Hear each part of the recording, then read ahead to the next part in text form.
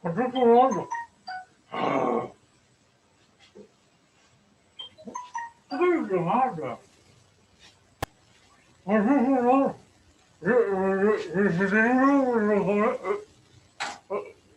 Attends.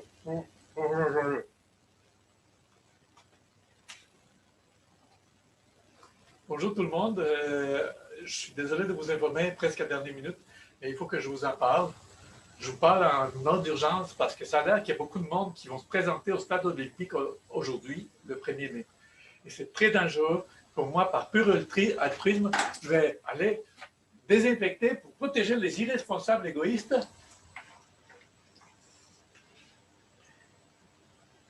qui pensent que leur bien-être dans le moment présent est plus important que le futur incertain. Ben, voyons donc.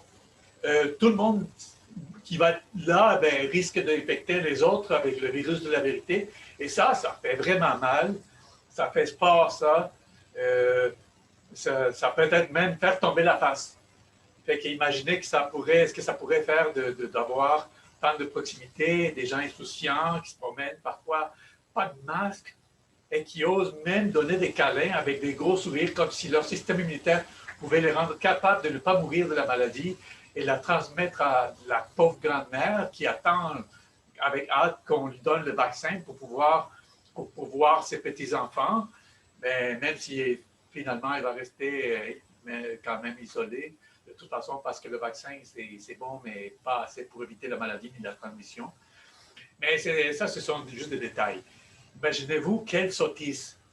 Ils pensent que le soleil, la nourriture variée, faite maison, avec des produits entiers, et l'exercice, l'air frais, les vitamines, les minéraux supplémentaires, et le plaisir de la proximité physique, les câlins, et même le sexe, yak. Et même la raison de vie par l'anticipation de voir les êtres chers, toutes ces choses-là dont M. Arruda ne parle pas, ben, que ça pourrait diminuer la gravité de la pandémie et sauver même des vies, plus de vies qu'avec le vaccin. Ça n'a pas de bon sens. Fait que c'est comme si le suicide de plus jeunes, qui en passant, c'est pas très bon pour la santé, euh, à cause de la misère provoquée par les mesures sanitaires, était si grave que mourir de COVID en âge avancé. C'est pas tellement important que les personnes de 80 ans et plus ont la mauvaise habitude de mourir. Euh, et puis, c'est pas normal de mourir avant les 100 ans. Ils devraient tous attendre au moins à la fin de la pandémie et tout le monde va être sauvé. Mais avant la pandémie, les personnes âgées ne mourraient pas. Fait que le vaccin va faire que ceux qui ont des comorbidités, qui fument, qui mangent mal et qui sont mal nourris vont mieux vivre, au moins comme les plantes qu'on arrose de temps en temps. Mais bon, que voulez-vous? Les autorités savent ce qu'ils font, je suppose. Pas vrai?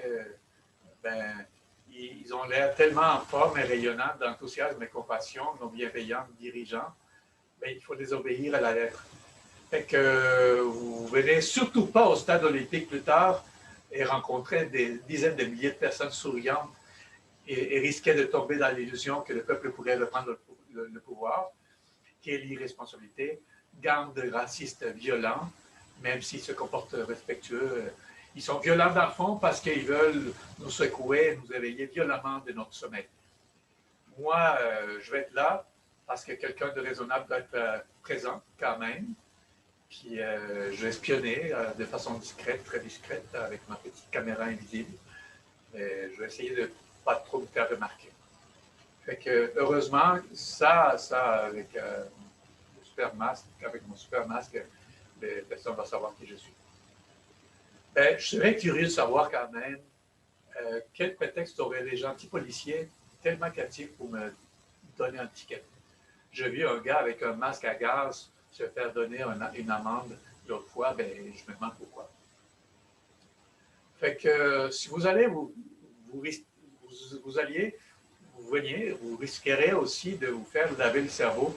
Et ça, en cerveau propre, c'est pas bon. Et il faut qu'il reste bourré de ce que les médias vous mettent, un peu de petite cochonnerie. Bon. Eux, ils savent ce qui se passe. Puis ils sont tellement sages, ils sont tellement bons et ostentateurs de vertu. Mais n'oubliez surtout pas que la peur vous protège. Même si la maladie sexuellement transmise qu'on appelle la lie est toujours, c'est dangereux toujours de vivre parce qu'on peut mourir sans avoir été avisé.